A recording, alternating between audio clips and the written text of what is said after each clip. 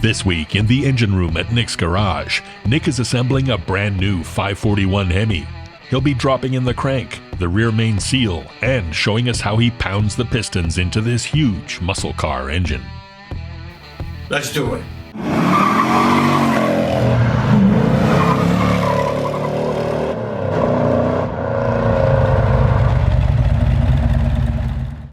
Nick's Garage is supported by Atlas Equipment and K-Tool International.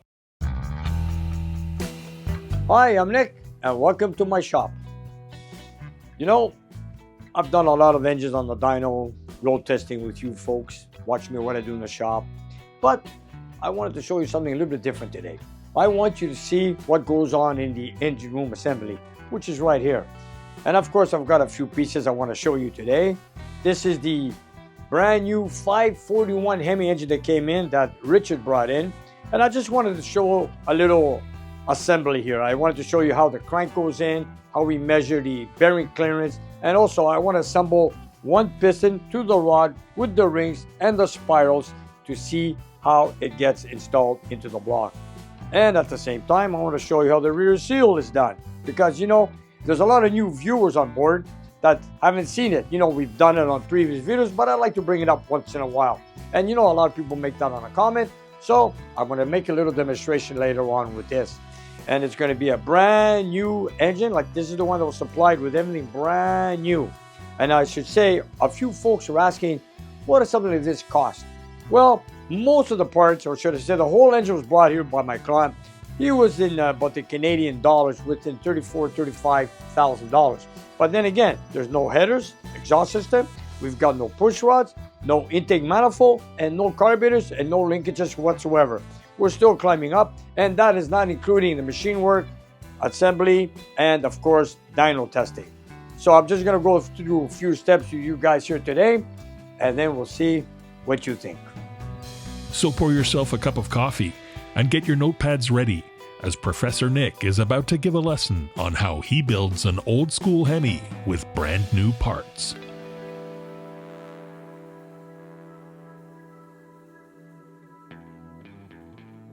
I just want to say that we just got started with a brand new 528 block, and it's going to be stroked out with a 4.250 crankshaft. It's going to be a 541 cubic inch motor. Now this block came in with a rough bore finish.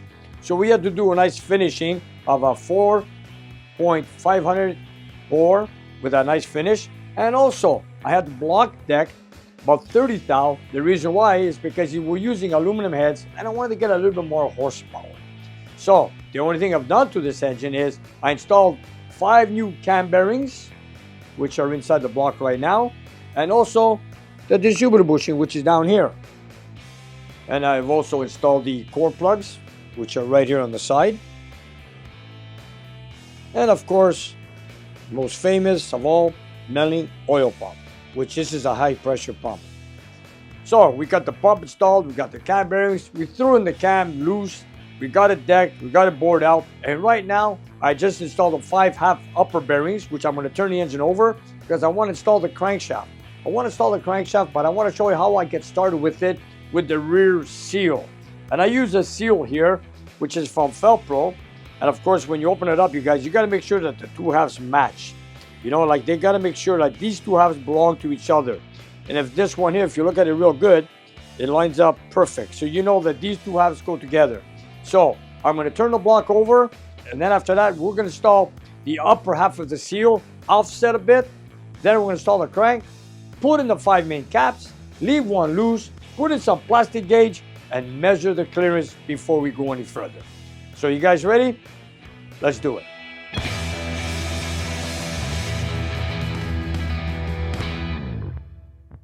Okay, so to get started, we're going to turn the block upside down so we can install the crank from underneath, which is going to be much easier with the block upside down. Now here we go.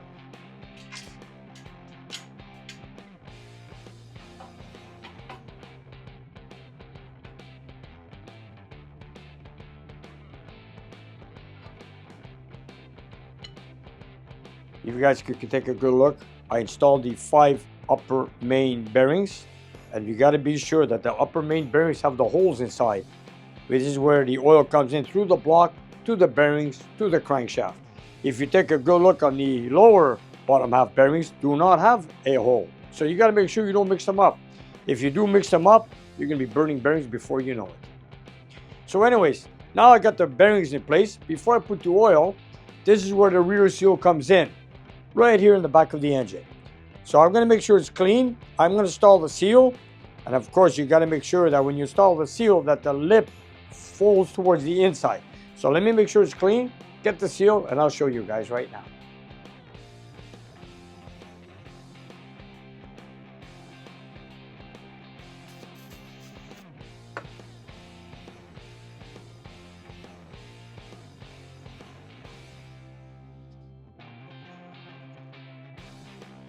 You know, you want to make sure that when you install silicone anywhere in the corners, you got to make sure there's no oil, because the silicone itself will do the job. But if you got any oil stain, no matter how much silicone you put, it will not stick or seal.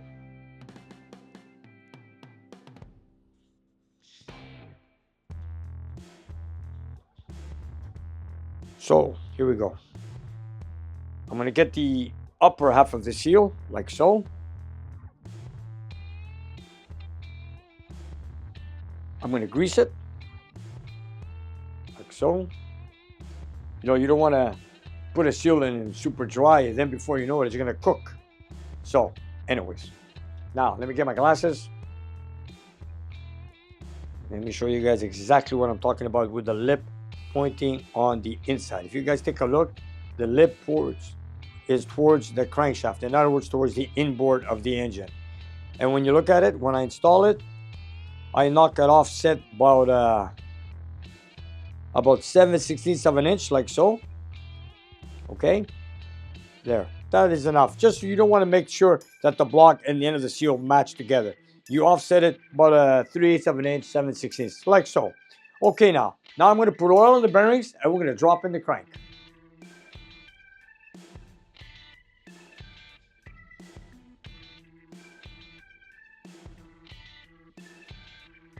Now these are brand new bearings. They are standard size because it's a brand new crank. So we don't need to go undersize or grind the crank for any reason. It's a brand new crank, so we don't have any issues with that. So I'm going to install that crank, then I'm going to torque it down, and I want to make sure that the bearing to crankshaft journal has the correct clearance. Okay, so now we got the bearings oiled up, the upper halves, and now I'm going to drop the crank in. Here we go. You know, my favorite part of the shop is the dyno room when I blast this engine, and of course my engine assembly room. It's so peaceful here. It's clean, it's quiet. It's more like a private room. It's like a surgery room. And this is where I work slowly, take my time. And of course, every little thing, every little detail counts, because one mistake is on the builder's fault. You know, if a part comes in, it's not correct, or it doesn't fit, it's up to me or the engine builder to know this. You know, of course, I measure everything as much as I can. You know, every piece that comes in has a disclaimer warranty. In other words, pistons, crankshafts, anything you buy, connector rods, they tell you disclaimer warranty. In other words, there's no warranty whatsoever. So everything falls on my lap. So I got to make sure that these parts are good, they're well fit, and of course precise, blueprinting and all, and make sure everything and all the clearances are good. And of course, you prime the engine, you make sure everything goes good, your clearances are good, piston tube valve or whatever. And then when you go on the dyno, you're practically sure nothing's gonna go wrong. You know, I've been doing it for such a long time. I've been lucky. A lot of people make comments. Nick, have you ever had an engine blown on the dyno? No, I have not. And I'm hoping it does not. So anyways, I'll just keep going the same way I've always done. I put a lot of precaution in everything I've built together. And that's what I'm here for.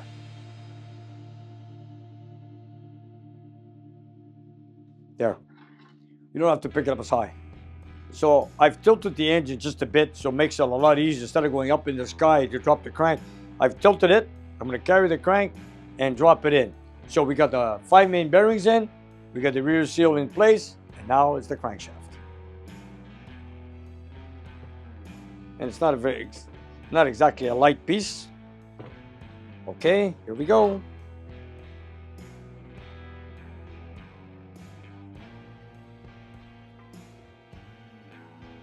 There we have it. Now put the engine sharpened forward, like so you guys can have a good view. Now we have the crankshaft in place. Yes, this is a forged crankshaft. It's a 4.250 stroke, which equals a 541 cubic inch. All right, so I read a few comments, this crankshaft is from Eagle. Yes, it's written on the box, made in China. But you know what? I've used Eagle cranks for many, many years. I've used Eagle connector rods, also made in China. Okay, some people are against it, but you know what? Maybe the machine works done in USA. I don't know, but I've used them quite a bit, and I haven't found any issues with them. So if there is any, I'm not sure. But everything I look at, like I said earlier, it's my job to make sure it's good. So it is made in China. We had it balanced over here. Everything looked good. My machinist who balanced the crank says, Nick, it's a new crank. I didn't see any cracks. We did a balancing on it, had no issues. So now we've put it in place, and my job is to check the clearance. So now we're going to install the main caps, torque them down. I'm going to leave one loose so I could put my plastic gauge. I will show you guys how I measure my bearing clearance. So I'm hoping to have like a from 1.5 to 2,000 bearing clearance. Okay, but first let's put it in, torque it down, and we'll take it from there. Here we go. Let's take cap number 1. This is the first cap. All right. Put some oil on it just to lubricate it. Then we put it in, and this is number 1. And always put the notch with the notch. Make sure you don't make a mistake, because every bearing cap has a certain direction.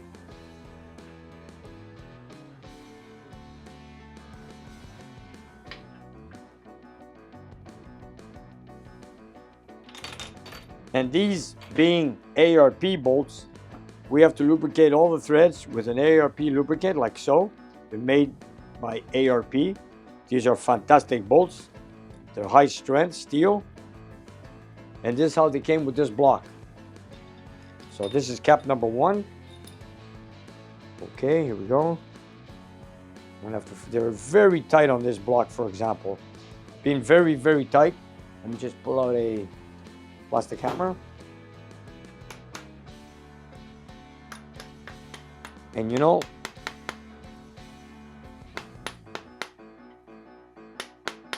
these caps are so tight in this Hemi block that they fit like a glove. And it's a 4-bowl main on the front 4 main caps. If you could see, let's take this cap for example. 1 bolt here, 2 on the top, and 1 on the other side. Let me see if I can get this down here now. I got my impact. Put the battery in it. Oh, 9/16. There we go.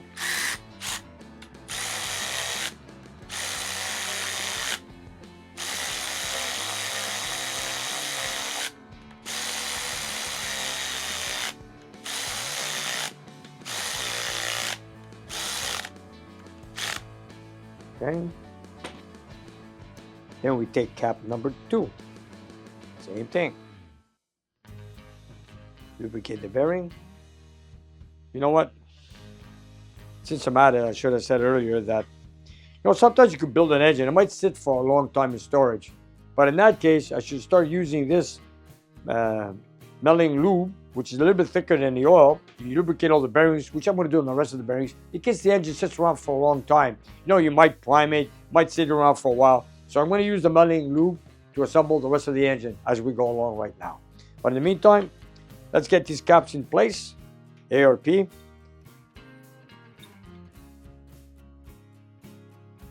It's moly lube that we use on the ARP bolts. And then we have a torquing sequence. We got to follow what they say. And this is going to be 100 foot-pounds when it comes down to torquing it down. All right, like so.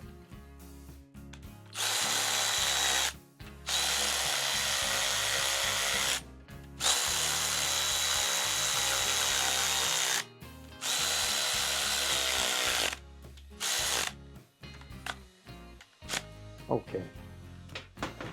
Now, bearing number 3 on the Big Block Mopars has a thrust bearing. You can see there's a bearing on the side also. This is the crank end plate. So in other words, when you torque this down, you want to make sure that there's an end play of about 5 to 7/10 of an inch. So we're going to look at that later on. But just to let you know, this is the bearing that takes the thrust plate.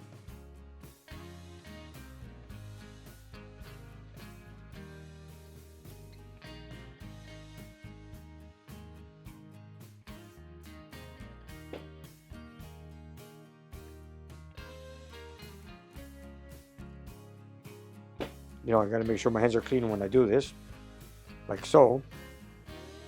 And then you have this, goes like so.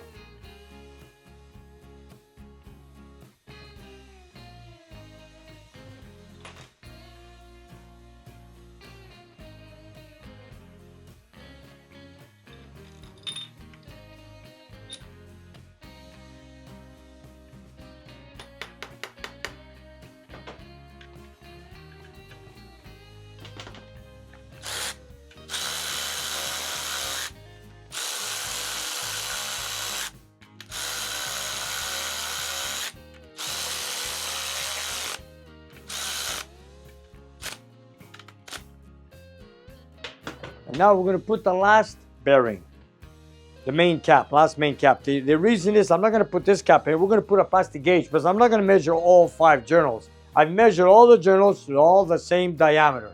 So all the bearings are standard. So what we're going to do is I'm going to use the plastic gauge on bearing cap number 4, torque it down, take it off, and see what our clearance is. And if everything goes well, then we proceed on installing the rear seal. And now for the last cap. Here we go.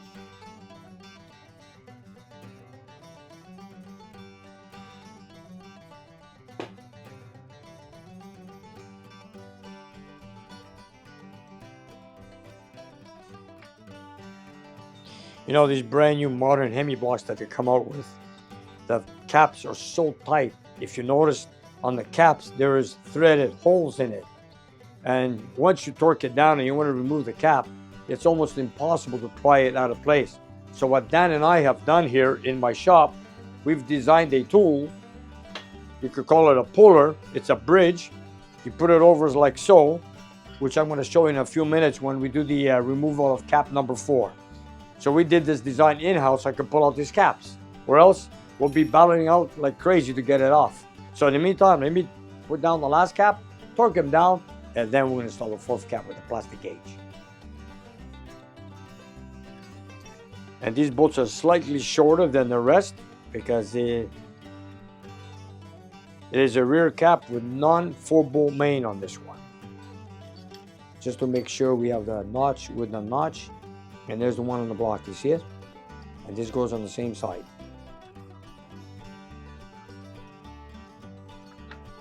And there we go. Let's just put this down also.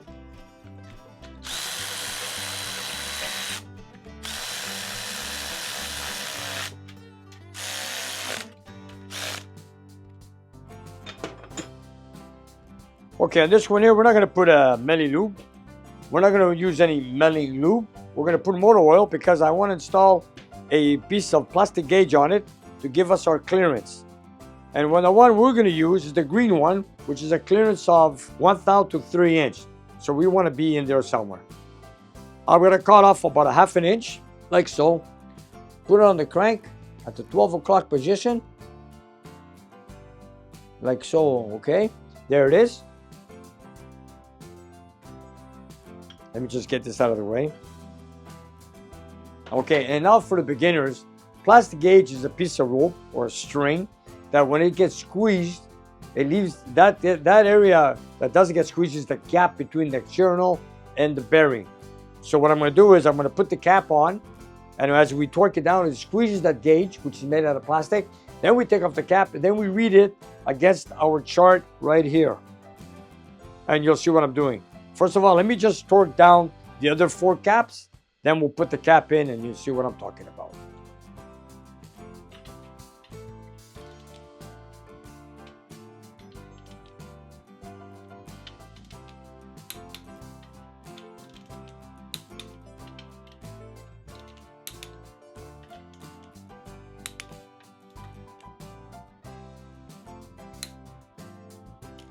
It's good. You know, it doesn't have, there's no sequence. It's not a cylinder head, so you can do it any way you wish, in my opinion.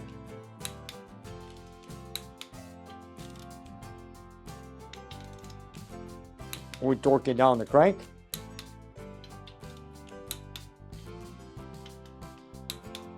Now, just for a little shortcut, we got the gauge there. I'm just going to turn the crank a little bit. Just want to make sure it turns free.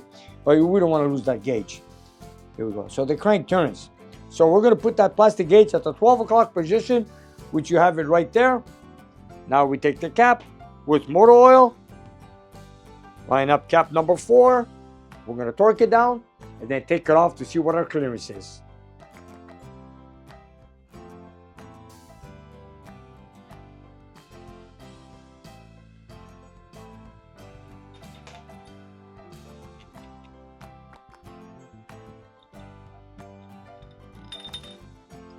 Now, for no matter what reason, you do not turn the crankshaft.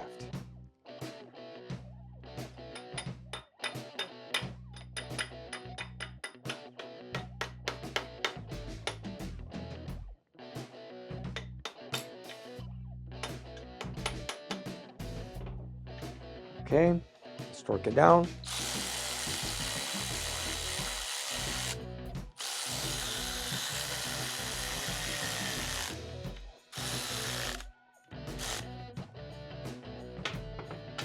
Now we'll torque down the cap. We're going to torque it down to 100 foot-pounds. That is the specifications for this block. And now we're going to break him loose on cap number 4. And here we go.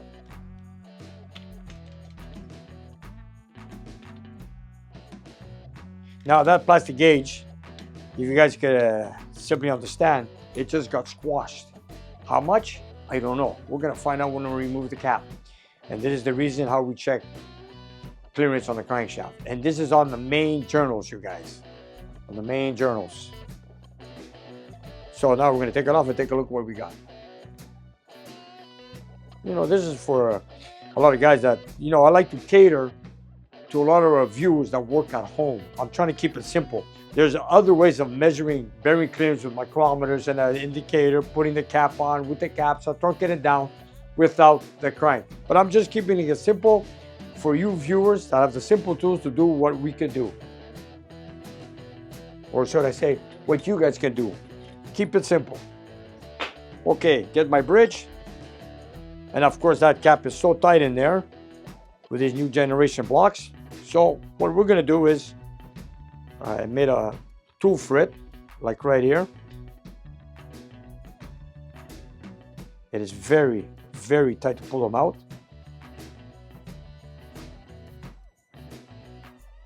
The caps came with these threads. You know, when I bought the block, like the other block I built for my 528, it's the same block, same part number, and the main caps had this drilled tap thread holes in them. I was wondering why.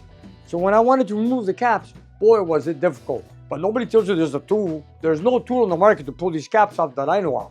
So Dan and I, we made our own tool.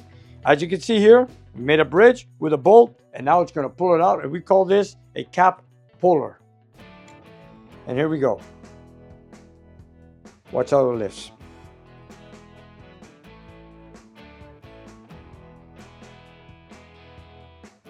You see it coming up?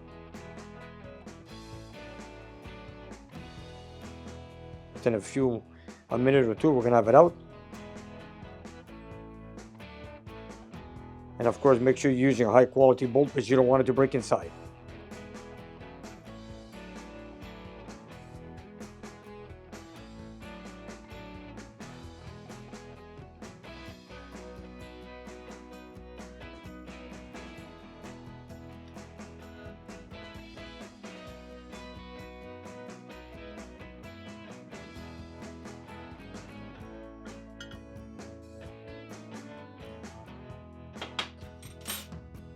Okay, now let's pull out that cap and see what does it look like.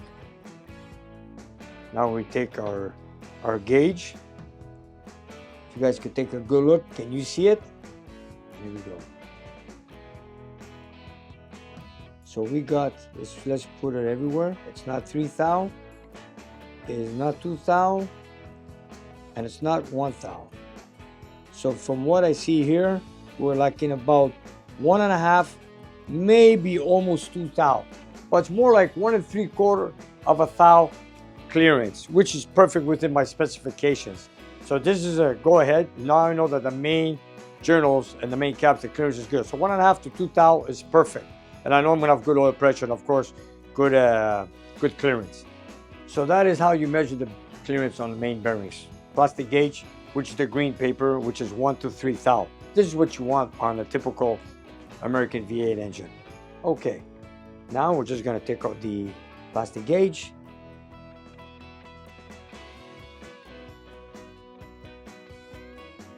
Now I'm just gonna put the cap and torque it down with my milling lube, like so. Let's put down the cap, and then we're gonna measure. Once everything's in place, we're gonna measure our crankshaft end plate. Stay tuned for that. Let me put this down too into place.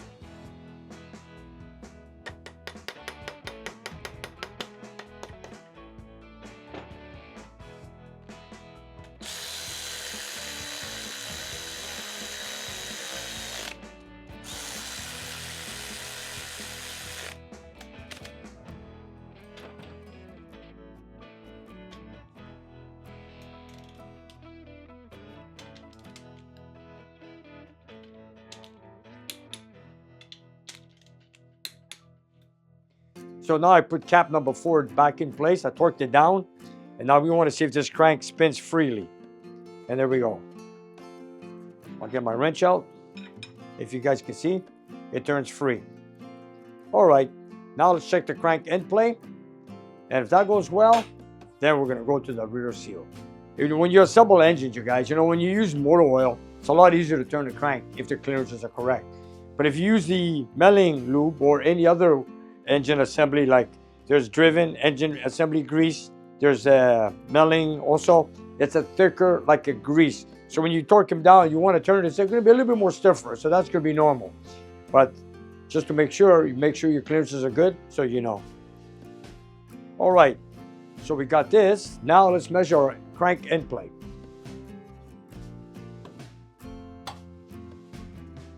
I've got here a dial indicator, which I'm gonna use a magnet base if I can.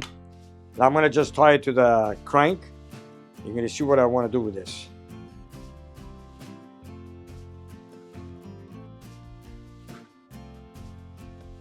Okay. I'm gonna set this to 0.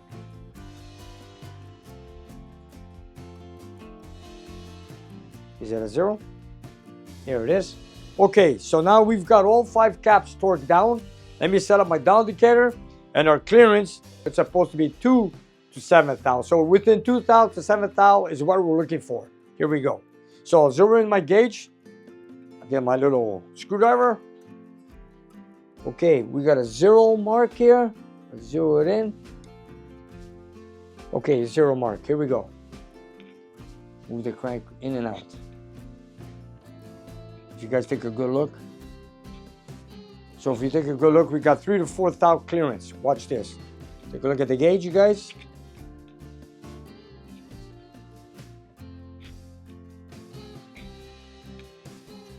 So we got about, what, 4 thou?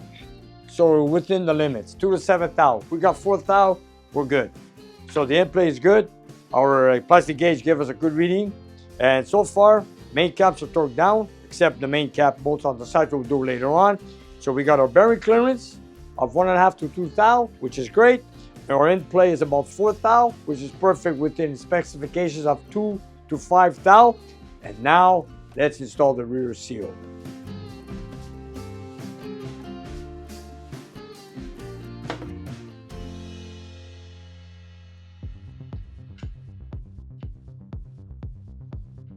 This is nice, all brand new. This is all brand new stuff, you guys.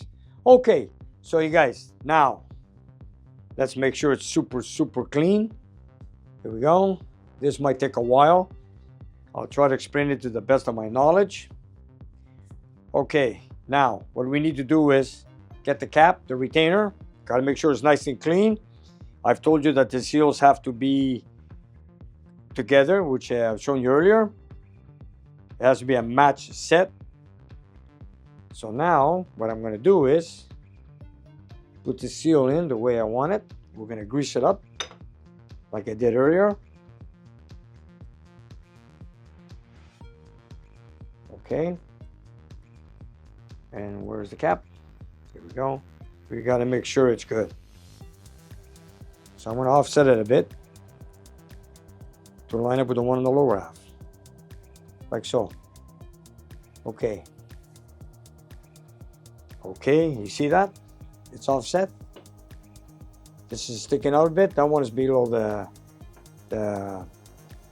deck of the retainer. And now I'm just going to put a little bit of my favorite silicone, which is made by Permatex.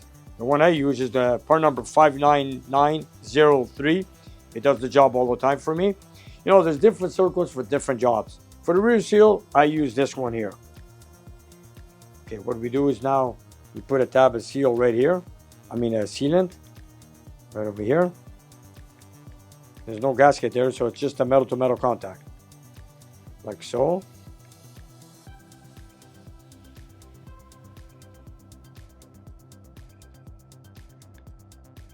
And the hardest part is this here. This is very, very tight. So I don't put no silicone on this because this is like a compressed seal. When I put them in, they only go one way, if you guys can take a look. Like so. And to give me a hand, what I do is, to make my job a lot easier, I took 2 long bolts, about 4 or 5 inches long, 3/8 coarse thread. I made a hacksaw mark on the top so I could use a screwdriver to remove them. So what you do is you put it in here like so. And the other one, of course. And what I do is I take a screwdriver and very lightly I put a little bit of silicone in the corners, like so.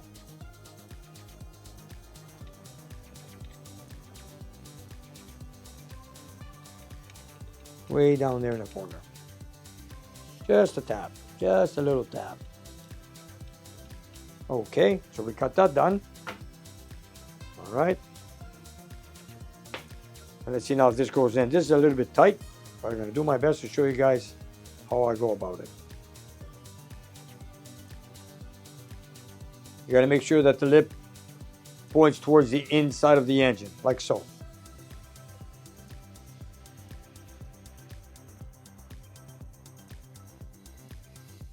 Let's hope I can get it in there. Sometimes when they're brand new, they're very, very tight.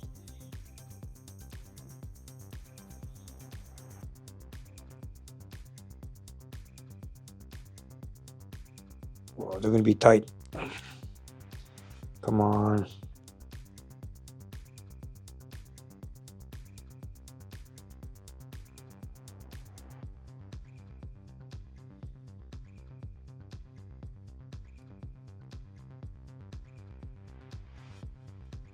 This one's not, well, I'm going to take it out again. This is not going to be an easy task. You know, the older Chrysler retainer seals on the ends were made out of very hard substance. This is a rubber one. It flexes and it's hard to push it down at the same time. I'm going to try. You know, everything's brand new here and it's a tight fit. The block is new, the retainer is new, the rear seal is new. And let me see if I can get this done. See if you guys can take a good look here. It's cutting the end of the seal because that's how tight it is on both sides. Or should I bring him down halfway? Let's try this. I'll bring him down halfway. And here we go.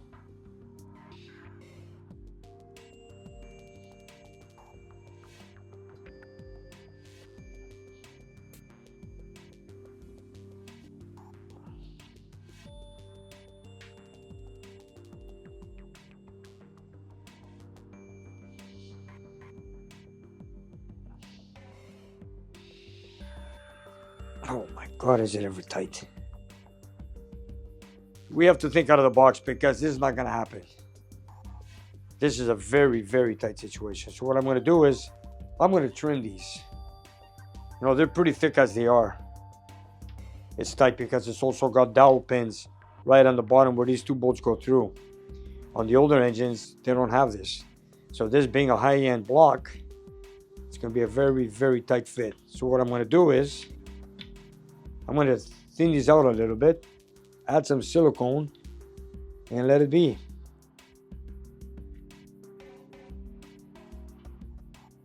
No, you know what? I'm going to have to think out of the box on this one. This ain't going to happen. What I'm going to do is I'm going to take these two blue seals, trim them, I thin them out a bit so I can make it a lot easier to slide in. This is ridiculous. All right, you know, I'm sure you guys on the original blocks, they don't go in that tight because they don't have these dowel pins in place. And these are the modern seals that they've been using lately from Felpro.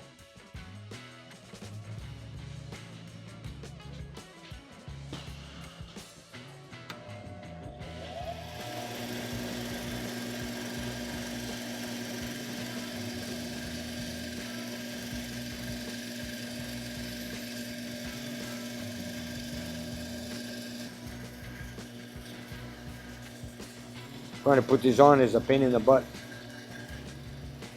Okay, let's do the other one. You know, I did the same to my Hemi, my 528. I did the same thing. We had it running on the dyno and it did not leak whatsoever. I used the same retainer, the same seal, the same block. I trimmed only this a bit. You know, I find it very tight, almost impossible for installation. But maybe you guys have a better way, I don't know. But I'm just gonna trim it, add a silicone, and then take it from there. I just want to thin them out a bit because this is getting a bit too tight. Take a little bit more off it. Okay, let's go back to the engine. And let's hopefully they're going a lot easier. Let's see how tight they are. Before I add any silicone, let me take a good look. I'd like to add some oil to help it go down, but I don't want the oil to go in there because I don't want it to fall inside on the base where the silicone is. Here we go.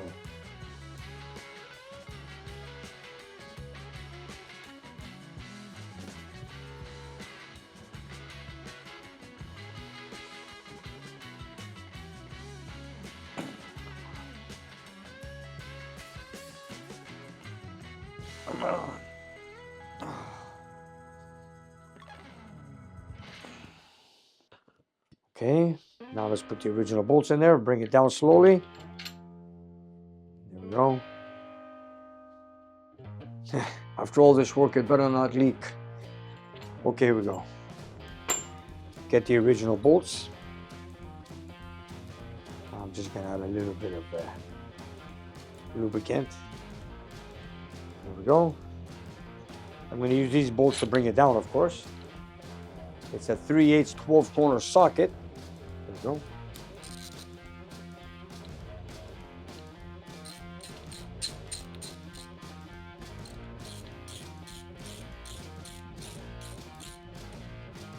Now, as we're pushing it down, I want the retainer to go down with the seal. Let me see if I can push it down. Oh, God, is it ever tight? Let's try it.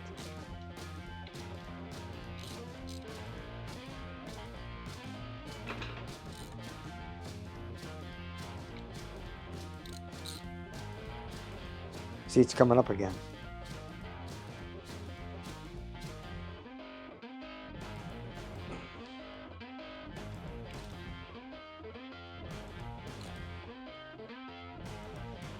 I bottomed out the retainer.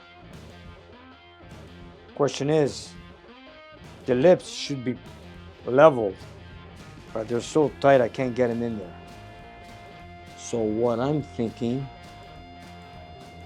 maybe take them out and try it again. I'm going to try to bring it further down so it can be leveled without cutting them. This is going to take some time, but you know what? I want to do it the right way.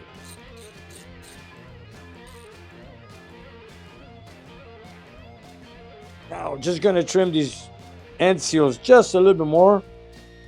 Then I think we'll be good. And then I think we'll have it all.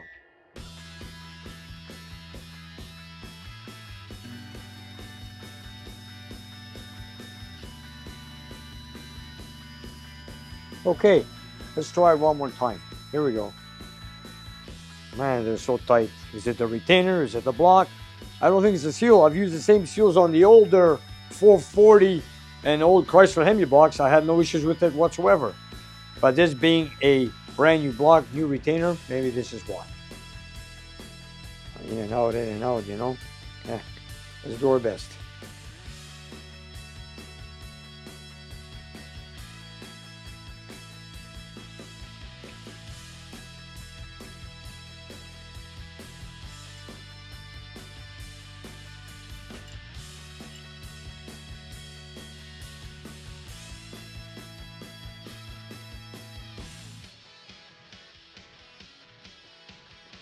Am I going to use any silicone on the ends? Not yet. There's another way of taking care of this. I'll show you in a little while. Okay, here we go.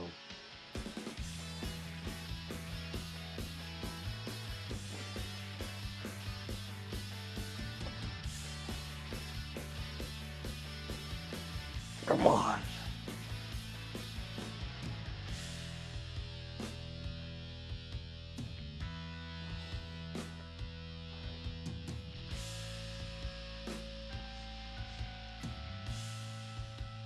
Okay, take out the guides.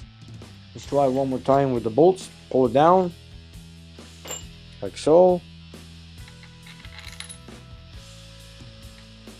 This thing better not leak. It's gonna be a little messy when it comes to removing it. Anyways, you know what? We're gonna give it our best shot.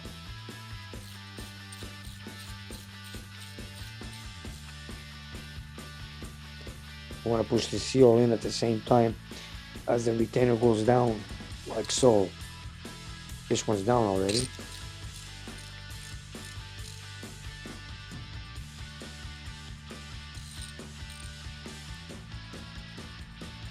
Gotta help it, so I'm gonna push it down the bolt,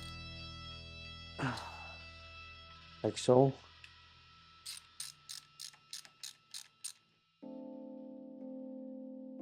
You know, I'm still battling real seals nowadays.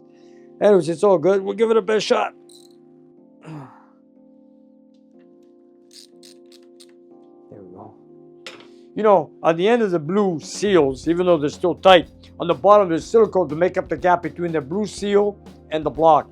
So the silicone that I put a drop in earlier will make up the gap that if the seal did not bottom out on the blue end seal did not bottom out. Okay. Okay, right turns good. Yes, sir. It's good.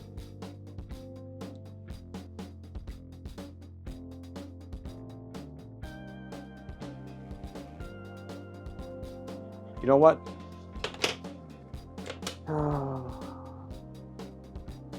No, that was a challenge, wasn't it? Okay. I'm just gonna knock it a few times.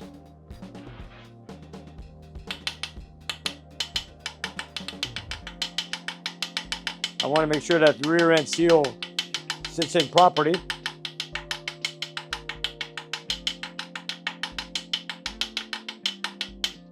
Okay. There we go. So now we got our rear seal in place. There we go. Let's hope it doesn't leak. And of course, if it's going to leak, we're going to see it on the dynamometer. All right. So look at that. They bottomed out. We know they got right down to the bottom. Okay. Next. So that was a struggle with the rear seal. Finally, we got it in and hopefully it doesn't leak. So let me just install now a connector rod, piston, and a pin with the spirals. Then I want to install the rings, how they go into place before they get installed into a cylinder block. So let's get started. Here we go. Nick has already assembled the rest of the pistons for this build, but he saved one to show us on camera. So let's get 2 connector rod bearings. We'll install one like so. And if you notice, the bearing's off to one side. So you have to make sure you know what cylinder you're in. For example, this is piston number 8, connector rod number 8. So we know when it's in place, this is how it goes. Intake, let's say now the engine is facing this way. Notch for the intake is on top. And of course, the opening, or should I say the journal, is on this way, on the counterweight of the crankshaft, which is more clearance. So this is how we install it. So what do? We take our lube our wrist pin area, like so. And of course, inside the, this is a free-floating piston, what we got here. So let's just make sure. Here we go. Intake, like so. Then you want to put the wrist pin.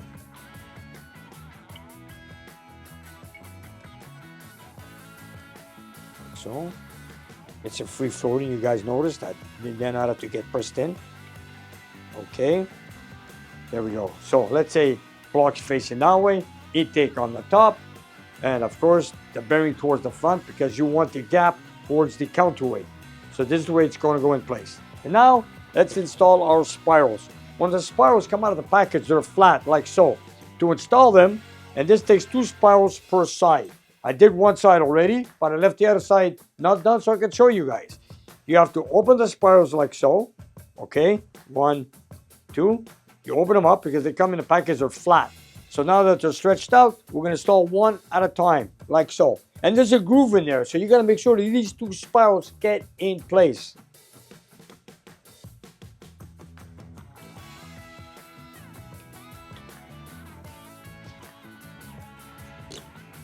Okay, we got one in, like so.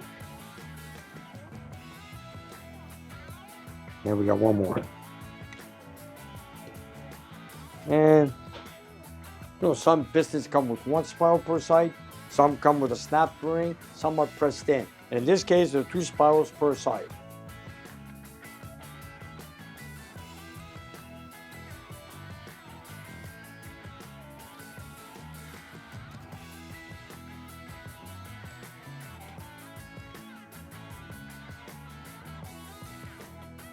Okay. And this is why they call it free floating. Now the pin is locked inside there. Lag. Here we go.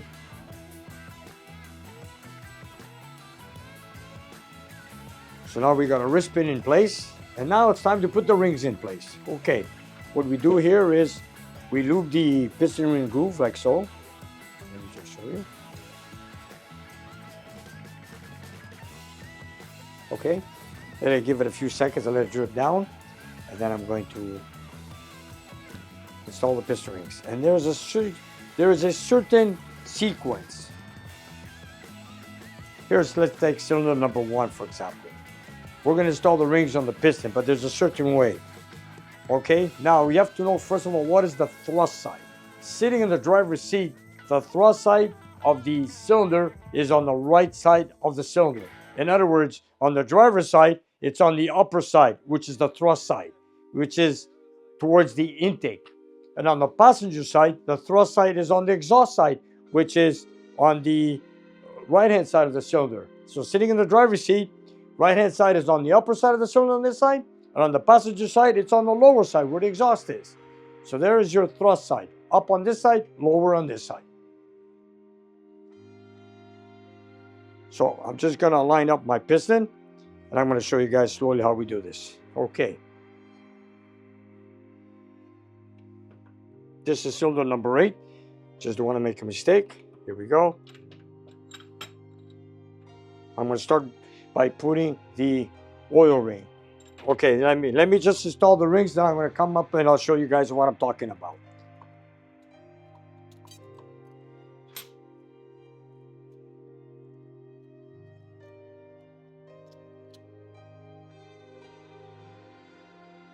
It's hard to see from where I'm doing it, but anyways, let me just install them and I'll give you guys a breakdown in a few seconds. You spiral it on like so. If you notice, the expander, the opening is on this side, okay? And then the rails are going to be on 1/3 this way, 1/3 this way. In other words, like the letter Y, up on top here and 2 on the side. So it's like the letter Y, okay? So in other words, we got the 2 gaps on the rails over here and the expander over here. Now, let's get piston ring number 2, second ring, which I have it in the cylinder, which I had them gapped. If you guys take a look, there's a gap. You know, these were oversized rings, and you have to file them to be fitted perfect. This being a 4.5 inch bore, we're gonna go about 4.5 thou to an inch. So it comes up to about 21 thou. So the first gap, the first ring, the gap would be 21. And on the second ring was just about almost 23 gap. So this ring has 23 thou gap. So let's install it, and you can see the dot. When you see the dot, that's towards the top of the piston. And I got a special pair of pliers here that you go like this, and then you put them on like so. You have to open it up to slip it over the ring groove so you can install it in place.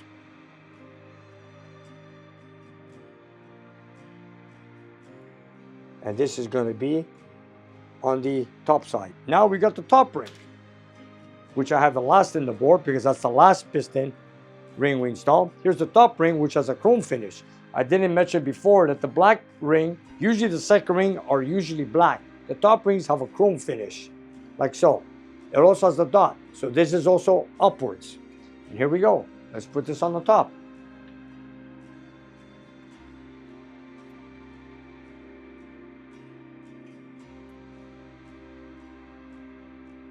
All right, so I just finished putting the rings in piston number 8.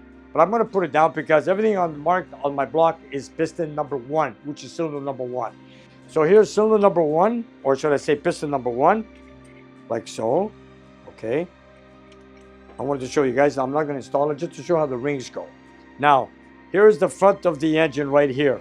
And this is cylinder number 1, piston number 1. Intake valve is towards the intake side. And now if you take a good look, this is the thrust side, like we said earlier. So the top ring is on the 12 o'clock position. And the second ring is at the 6 o'clock position, like so. So you know now that they are 180 degrees apart. Now let's go to the oil ring. The expander is at the 12 o'clock position where it says right here. And the rail, one gap here. Where is it? Right there, and the other one right there. So you got the rail, one at 8 o'clock, the other one at 4 o'clock, the other one at 12 o'clock, which equals to the letter Y, or should I say an upside down letter Y. So that's what this is the orientation of the piston ring installation. This is very simple. Now all you have to do is put oil on the skirts, put your piston ring squeezer on, and put it into the cylinder, and then continue the rest the same manner. I'm going to put my tool on it, and I'm going to show you how this is done. Here we go. Okay. For you guys that haven't seen this done, I'll show a demonstration on one piston. So now you know how the rings are in place. This tool squeezes all the rings because you know all the rings have a tension that they want to come out. So what we're going to do is we're going to squeeze them into the grooves. So when we slide into the cylinder, that they slide in without breaking apart.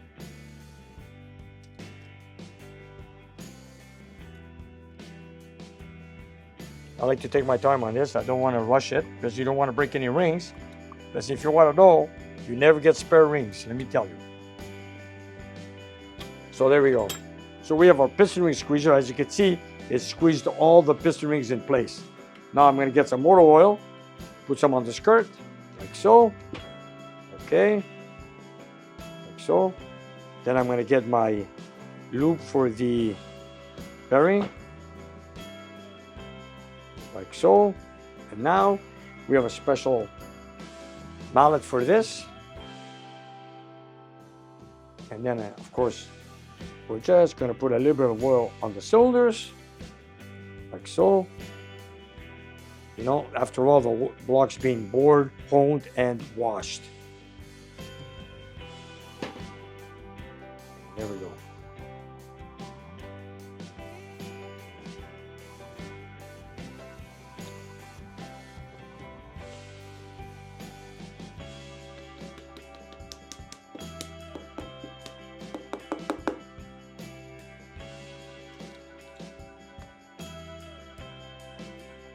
Okay.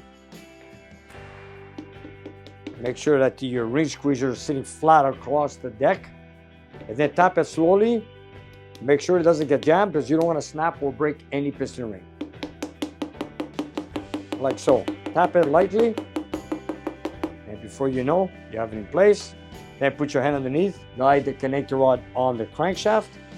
So now I'm holding the connector rod so I can line it up with the connector rod journal. So I'm going to tap it slightly and follow the pattern underneath.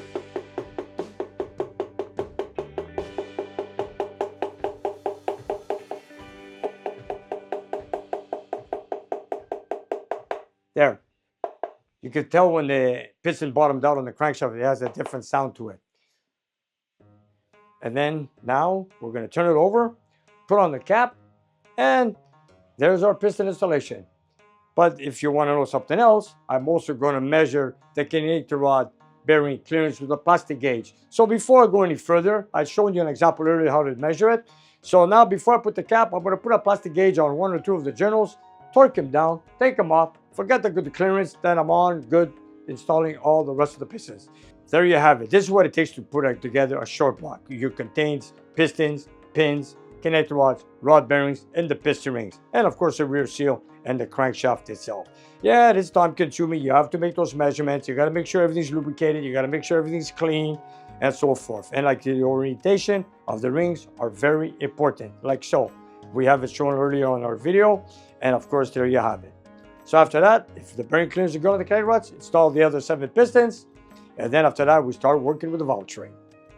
And you know, even though I did finish this engine, I've got the cam, I've got the lifters, I've got the cylinder heads. But now that I've got the pistons installed, I could install the cylinder heads and then make a measurement for my rocker assembly to the lifters, the length of the push rod. So we don't have any push rods, so I gotta have them custom made. But in the meantime, I do not have an intake manifold or carburetors or headers for this engine. So in the meantime, I'm going to wait for the other parts to come in. But in the meantime, I'm going to assemble the cylinder heads and of course the other 7 pistons. I want to thank you guys for joining me here in the engine room, assembling this brand new Hemi engine that came in. And of course, after that, when it's done, we can't wait to put it on the dyno, get it tested. And of course, there's a lot more coming in. And don't forget, you guys, subscribe to my channel, press the like button, and watch us here on Nick's Garage. Thank you very much. You know, I got to thank our viewers because a lot of times we get gifts here. And you know what? I want to thank them on camera. You know, they send me coffee, they come here in person, and I want to thank them. And of course, I want to put it on video. So I want to start with yesterday. You know, being on YouTube, we get a lot of viewers from all over the world. As you all know, knowing all these flags from all over the world, we are global. Yesterday, I had Andreas and Simon, or Simon, come from Sweden. Yes, that is correct, from Sweden. They came to visit my shop yesterday because they're doing business in Montreal for 2 weeks. And they said, you know what, they're gonna come by. And at the same time, they brought me some Swedish coffee. I wanted to say a big thank you to Andreas and Simon that came here yesterday to my shop and said hello to me. And I want to also thank him for the coffee they brought me in here to my shop. And you guys, thanks a lot. You know, they paid a visit to Montreal because there's a place up in Saint Eustache, not far from here, that works on machinery equipment that they work for Log Max. You know, it's a head that goes on a harvester machine and it grabs the tree, cuts it, trims it, puts it on a truck or whatever. Wow. If you want to talk about a country that has a lot of trees, right here in Canada. And you know, coming from Sweden, boy, they were both big guys here. Anyways, they were both big guys and I want to give them a big thank you for coming by. Thank you, guys. Okay, and the next one is our mail closest to our home here from Ontario, Canada. Okay, and what do we got here? Let's take a look. I got my glasses. And this one here is from GNR Salts. Okay, you guys, let's see what you got us. You know, it's always a pleasure to open up gifts that come from all over the world. You know, and I always save them for camera time because, you know, I always save a few of them and then I call in George and we make a little video. Oh, wow. What's this here? For the engine, automobile, room desk. Passion and professional use. Nick's Garage. Wow. Mopar Performance parts, engine assembly. You know, I call Mopar Performance very often for parts. And I've bought many, many parts from Direct Connection, Hustle stuff, way before Mopar Performance. And yes, I did buy a lot of stuff from Mopar Performance, but lately everything is discontinued. But you know what? Coming from you, Gary, I'll still put it up. And there we go. Thank you. Thank you very much. And of course, every package comes with a letter. And let's read it. Hi, Nick. We were on en route to get you some coffee when we found out about your Christmas party. Sorry we missed it, but here's some cheers and share it at the shop with your helping hands. Looking forward to a great year of Nick's Garage. Here we go. Thanks, Raven and Gary. I see that you signed off by saying, here we go. And of course, we still have your sign up on our door in the dining room. Here we go. And that logo is from you. Thank you very much. Thanks, you guys. So let's see what you got us. Sorry you guys couldn't make it to my party. But, oh boy, more coffee. Oh, cookies. Wow, look how much they brought us here. New Orleans coffee. Wow, I've never had this one before. Okay, there's one. And of course, biscuits. Amarati. Not bad, not bad. You know, when you have coffee here, it's good to have snacks. Yeah, we should have enough. Product of Italy. Coffee from New Orleans. And a lot of cookies. And I want to say a special thank you to Gary and Raven for coffee and the cookies. Thank you, guys. All the way from Ontario. Okay, here's another one from Canada. And this is from Scott from Cold War Motors. And of course, he's got his own YouTube channel here on in Alberta, I should say. And I want to thank Scott because he supplied me the valve covers, 4 bolt valve covers for a B engine that we installed on Mike's Chrysler 300 1963 300J car. So Scott, if you're watching, thank you very much. And let's see what you've got us now.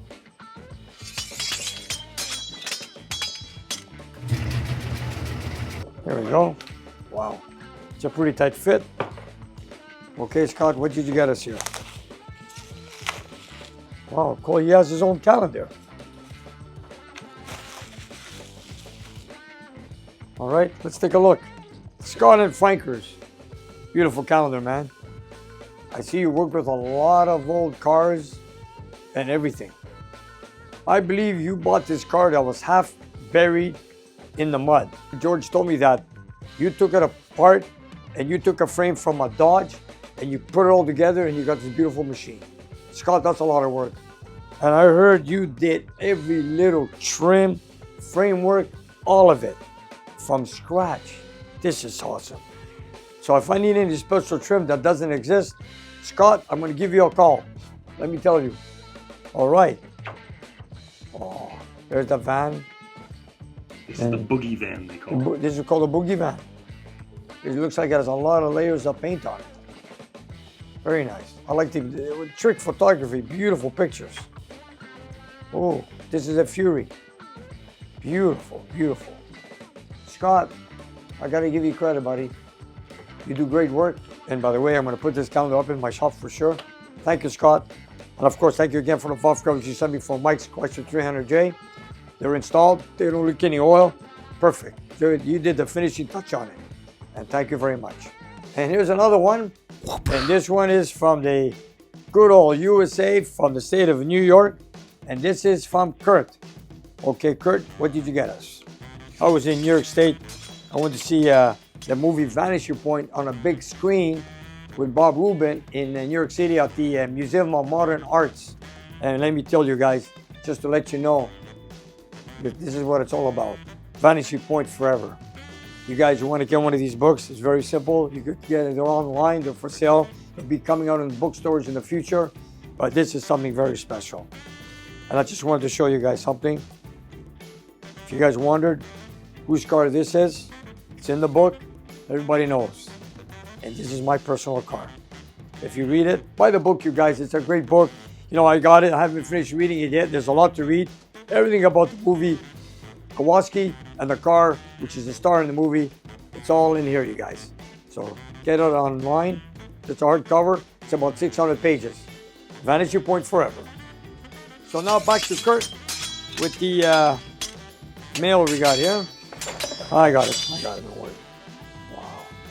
This is an Oldsmobile 442 Oldsmobile Cutlass. And you can tell it's a real 442. The inner skirts are red. That's the way they came from the factory. Okay, this is the gentleman that had an issue with the car and he wanted to send it up to my shop. Hi Nick, I'm a long-time follower of your channel. Thought you might like a little wallpaper. This is my 1972 W30 442. I ordered it brand new and still have it. It's now 11:1 compression ratio with forged internals balanced and blueprinted. Block is decked and the head shaved and cleaned up and bowls a bit. Better valves, seats, and guides. It has adjustable valve train with custom ground flat tappet close to 1970 W30 numbers. Has the stock W and Z HP factory exhaust manifolds, but polished internally. Transmission is a number matching original OW series Turbo 400, but now rebuilt at Hudges transmission. It has pipes, full stainless steel 2.5-inch exhaust system on it with a Granatelli electric cutouts, just to make my wife happy. I have had more muscle cars than I honestly remember without writing them down. And from most manufacturers, I just have a 72 now, getting too old. This will probably be for sale in the spring. I really enjoyed the W31 on the dyno, and I can tell you there is a lot more in that little engine to be had with some very simple, reasonable modifications. I watch your show from just south of your border, Phoenix, New York. I'll be watching for the next one. Hoping this year to take a ride and stopping by to say hello. Thanks, Nick, Kurt, and Debbie. Kurt and Debbie, I want to thank you. It is a beautiful restoration from what I see here. And I heard that you guys were saying that maybe you had an issue with something, and you did mention it on a comment. If you do wish, contact me. If you can't solve the problem, if you can't fix it, let me know and I'll help you out. If I could help you over the phone, give me a call. Kurt, Debbie, thank you very much. And we saved our last one for the furthest one away. And this one is Martin, who lives in Ontario. And right now he's in the cold weather. He's living in Belize, Central America. So Martin, if you're watching, I got your package.